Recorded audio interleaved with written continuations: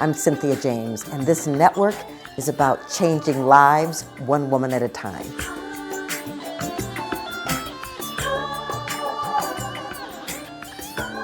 We are changing this world one woman at a time. We're changing communities, families, neighborhoods, one woman at a time, because this is the time that women are emerging. And I get the honor of introducing to you women that inspire me, women that are change makers, women that are absolutely on purpose and on fire. So I get to introduce you today to Stephanie Joy Williams. I have known her for a long time and we'll talk about that, but let me tell you who she is. She's a unique healer and a coach, and she uses her intuitive skills to help her clients level up into their best lives. She is a practicing Reiki master. She's also a certified health coach from the Institute of Integrative Nutrition in New York City. And she's also one of my freedom coaches, of which I'm eternally grateful. So, Stephanie, thank you so much for being here. Very welcome. Thank you for having me. And I want to talk to you because you're unique. You are building a business and have been, and you are what I call a parallelpreneur. You are working in one business that is investing to create and build the other business in extraordinary ways. So talk to us a little bit about what you're doing and where you've come from to get to this moment. I am currently working full time in a law firm, but what got me here to this space is Hashimoto's, an autoimmune disease. And when I was first diagnosed, I didn't really know what to do. It was basically recommended I have my thyroid removed, and that felt wrong. And that's actually what catapulted me into learning all I could about the disorder, and also it just led me on a path of self-healing. So the short answer is that I healed the Hashimoto's myself, and I also I had a team. I had a regular doctor, I had integrative nutritionists, I had healers that helped me. So there were a lot of things that I used to get to the point where I no longer needed to take medication to get me to this point. So that's the short answer. You go longer. No, that's great. No, but that's great. So as you're in this healing process, right? Is something get tweaked in you to start learning more? Is that what happened? Yes, because it was an intuitive knowing that came along. It started with changing my diet, but as I delved more into that, I began to understand it wasn't just physical, it was also emotional and spiritual. One thing would lead to another. So that's how I moved into energetic healing. And actually, when I started energetic healing, that's actually when my body started to change and that's when I noticed a change for the better in dealing with this disorder. Right. So what was the turning point when you decided to take your own healing into becoming a coach and a healer for others? One of the things that started for me was people would ask me about, or I would be talking about it and someone would say, oh, I have that, or I know somebody who has that, will you talk to them? So over the course of time, I was talking to all women, actually, now that I think about it. I would talk to women about what I did, and what I found is that most, if not all of them, had no idea about the energetic side of healing. They didn't know about just the emotional integration work that I did with you. They didn't know about, coaching. They didn't know about Reiki. They didn't know about all those things that help to move emotions out of the body. And so that was actually a turning point for me when as women started coming to me, I'm like, oh, you know what? This is not well-known information. And so this is something I need to do to change, to help become part of a woman's healing team as she does her own work in healing her own autoimmune disorder. Yeah, because there's a lot of autoimmune, Hashimoto's, Lyme. There's a lot going there, Yeah, and it has impact on the physical, the emotional, the spiritual. I mean, it has impact on all yeah, levels. it does. Yeah, exactly. So you've had a journey, and I want to talk about this because some people think, oh, I have a vision, and then I just leap into it and I create it, but you have been evolving Yeah. into the coach and the healer that you are today. So can we talk a little bit about that journey?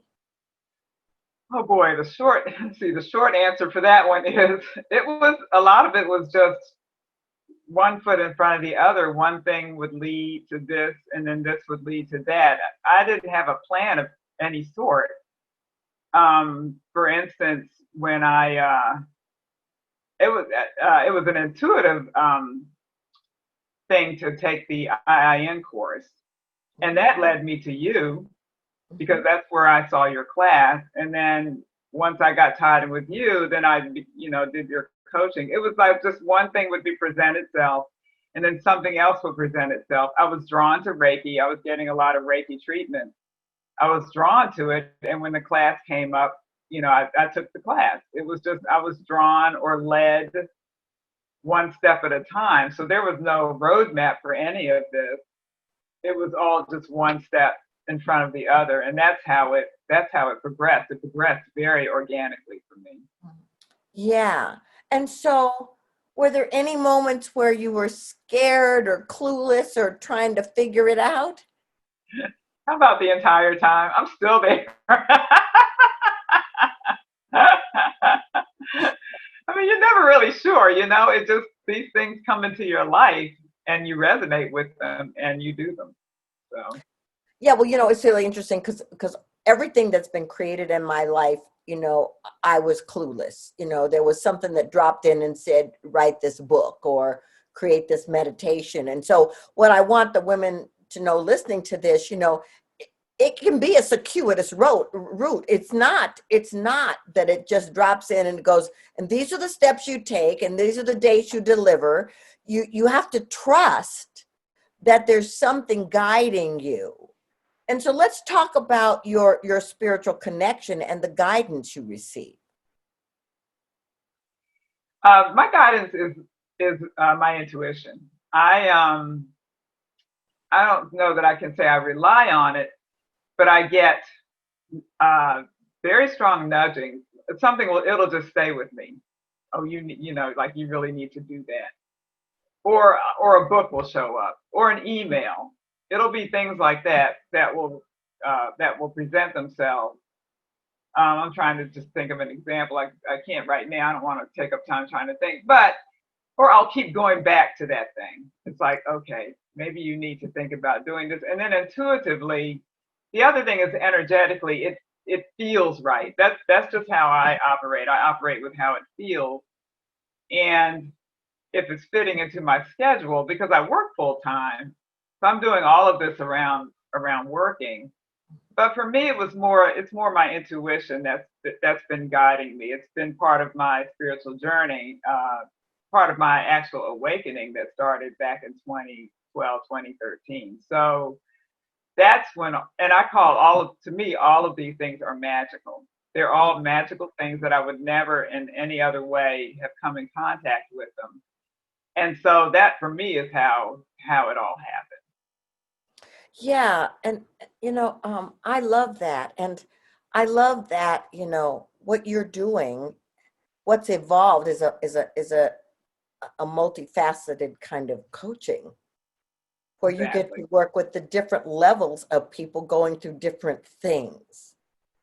And Yeah. and so I want to, I guess I just want to ask you, what what do you think the greatest challenges for women today? What do you think is the biggest challenge for women to just step into their greatness and into their power?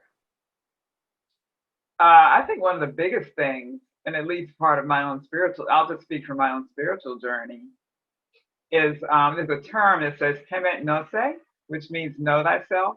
It's a Latin term because we're taught in this society to move away from ourselves when we really need to come back into ourselves, because that's where the gifts are. They're on the inside.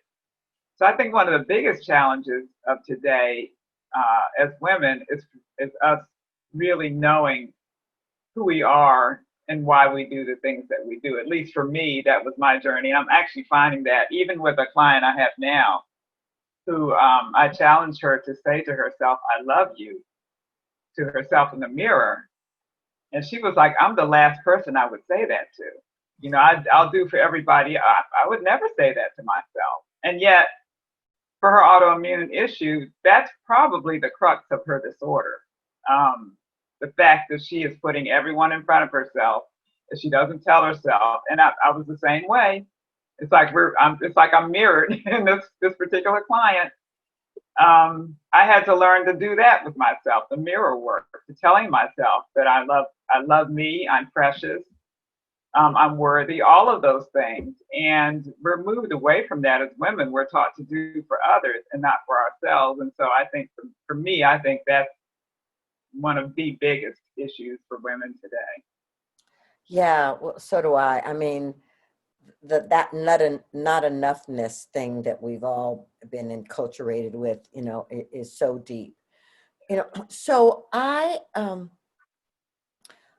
wanted to ask you, first of all, how do people find you? Because I want people to know about you, and especially people who have autoimmune or are parallelpreneurs and could use some guidance. How do people find you? Well, I'm on Instagram, and my handle is @StephanieJoy Williams. And there I'm talking about my autoimmune journey.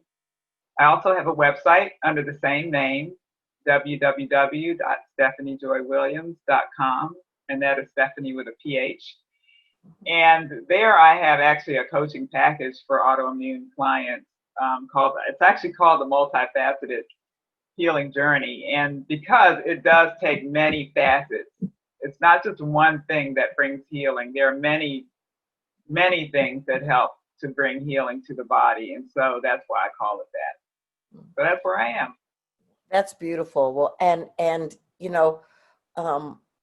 I just want to say that whether it's autoimmune or it's something else, it's all multifaceted. There's not just one doorway you walk through for healing or transformation, and so I just love that you're doing this, and I love that you're available to support people. I don't think people really know how deeply impacted people are in the world with autoimmune right now. I don't think people know because it's not a big headline, Right. and when you're in the middle of a pandemic like we are, your immune system Yeah, becomes ultimately important. exactly. Mary, I'm not even going to begin to tell you what I'm doing for my immune system. A lot. Right. I'll say that. Me too. I'm pretty healthy, but I'm doing a lot too to just make sure that it stays high. So yeah.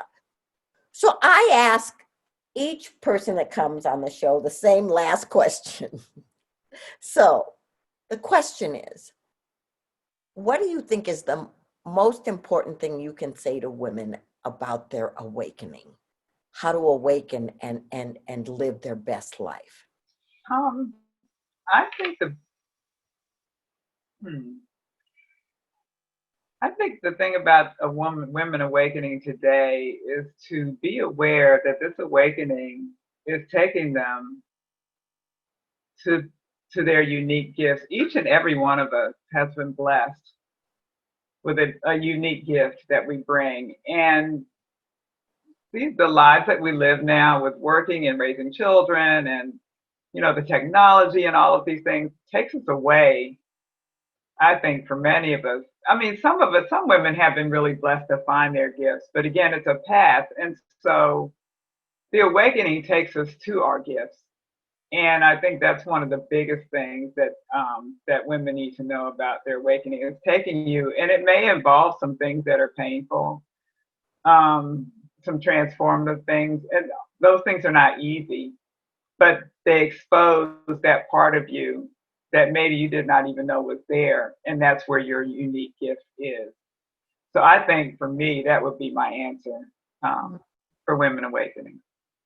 Yeah. Oh goodness, thank you so much. I mean, I agree, you know, and I love that you spoke about the fact that, you know, it's not all going to be rosy. I mean, there's valleys and there's peaks as you go through this, you know. I'm so grateful that you came here. I'm so grateful that you're showing up on the planet with your gifts and being willing to be in high service to others.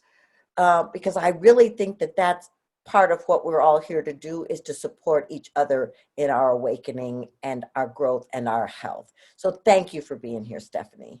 Thank you. It's been an honor to have been asked and an honor to be here. Thank you so much. All right, ladies, thank you for being here. Please share this with other women. You know, these are bite-sized conversations that are inspiring for your heart and your soul. We put some new ones up every week. And so I look forward to seeing you again soon. Many blessings.